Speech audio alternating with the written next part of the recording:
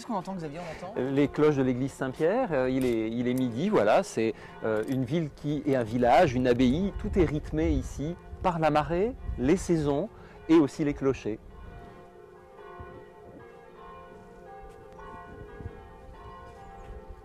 Alors nous sommes exactement sur la tour Claudine qui est la dernière tour de la ceinture de fortification du village qui est ici, qui forme un croissant côté sud-est à l'abri des vents dominants du côté où le soleil est le plus généreux. Et cette tour de fortification vient se rattacher à la barbacane de l'abbaye, puisque l'abbaye du Mont-Saint-Michel, et oui, nous avons traversé ici la guerre de 100 ans, et une guerre de 100 ans assez violente quand même, lorsque le Mont-Saint-Michel devient la seule possession française en terre anglaise. Et cette défense du Mont-Saint-Michel va amener la construction du châtelet d'entrée au pied duquel nous nous trouvons. Et nous nous trouvons aussi au pied de la merveille qui est ce gigantesque, on peut le dire, gigantesque bâtiment du XIIIe siècle, et qui réunit les 6 espaces les plus prestigieux de l'architecture religieuse médiévale ici en Normandie, et on peut même dire dans le monde. Sur le plan de l'architecture, c'est un peu comme si on avait voulu construire une église sur la pointe d'une pyramide. Donc pour réussir à construire à partir de 1023, donc début du XIe siècle, une vaste église romane de 80 mètres de long, il va falloir imaginer construire contre les flancs du rocher un ensemble de cryptes que l'on fera dans la visite un peu plus tard, et qui sont ces cryptes qui vont permettre de constituer autour de la pointe de la pyramide, de ce qui aurait pu être une pyramide, qui est la pointe du rocher, une vaste plateforme sur laquelle l'on va venir poser l'église. La pointe du rocher correspond vraisemblablement aux 3 marches qui sont là. Là, nous serons sur la pointe du rocher. Les 3 marches là épousent en fait le rocher probablement. Probablement que la pointe du rocher se situe là. Donc notre grande église, pour tenir, vient s'appuyer ici de ce côté, en partie sur Notre-Dame-sous-Terre. Les 2 bras du transept sur des cryptes latérales. Et le chœur, même chose, au-dessus d'une crypte qui est la crypte des Gros Piliers. Donc la partie la plus ancienne de l'église, c'est la façade sud de la nef, 1023.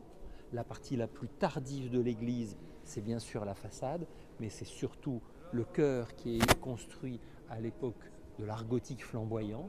Nous sommes ici en face d'un chœur qui est construit après l'effondrement de l'église du chœur roman en 1421.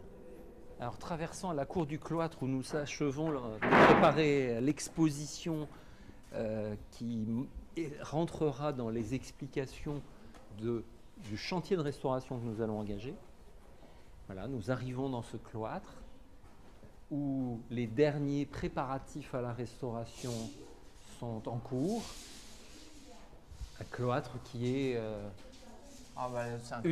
unique au monde. Un cloître unique, un cloître en altitude. Vous pourrez le voir à travers la baie vitrée juste à côté.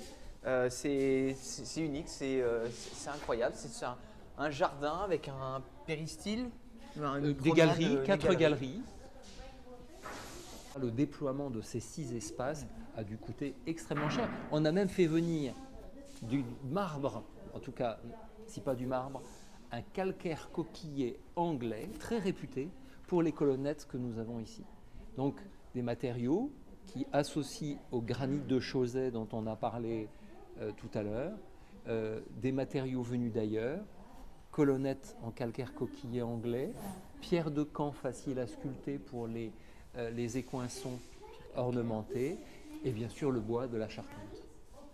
Un scriptorium dont on a peine à imaginer qu'il a été salle de travail, salle d'études, bibliothèque, puisqu'on a tous en tête les moines copistes qui produisent des manuscrits enluminés de très grand éclat. Ce fut le cas. Ils existent toujours, ils sont présentés au scriptorial d'Avranches, à quelques kilomètres d'ici. Mais c'est aussi un lieu dans lequel l'on a étudié les philosophes, l'on a étudié les textes saints, des exégèses de la Bible. On a traduit la Bible du grec vers le latin. Absolument.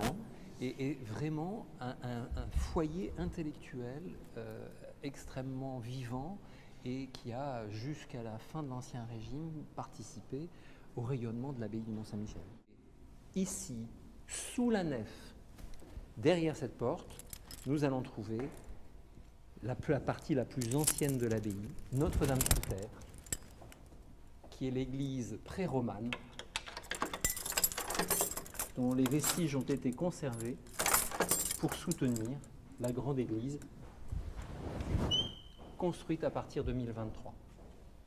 Nous sommes ici contre la pointe du rocher, qui est derrière ce mur, côté ouest, et on connaît le rôle de ce positionnement vers le soleil couchant, et donc d'un premier sanctuaire qui probablement devait avoir une forme inspirée de la grotte dans laquelle, au Mont Gargan, l'archange se présente pour la première fois. Vous allez découvrir quelque chose qu'on voit rarement, qui n'est pas forcément incroyablement beau, avouons-le, Xavier Bailly, mais quelque chose qu'on voit assez rarement. C'est la cloche. La cloche. La du cloche. Mont-Saint-Michel. Les talents. Ah oui, Bon, ça surprend. voilà. Ça surprend.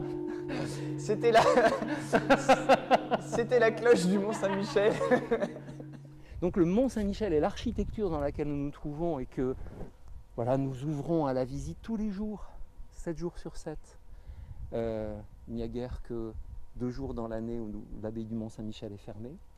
C'est bien pour rencontrer cette légende, cette histoire, ce qui fait aussi de ce lieu un haut lieu de la chrétienté, bien sûr, mais aussi cette architecture éblouissante, d'une beauté sans limite, dans un écrin naturel et un paysage qui n'a pas d'équivalent dans le monde.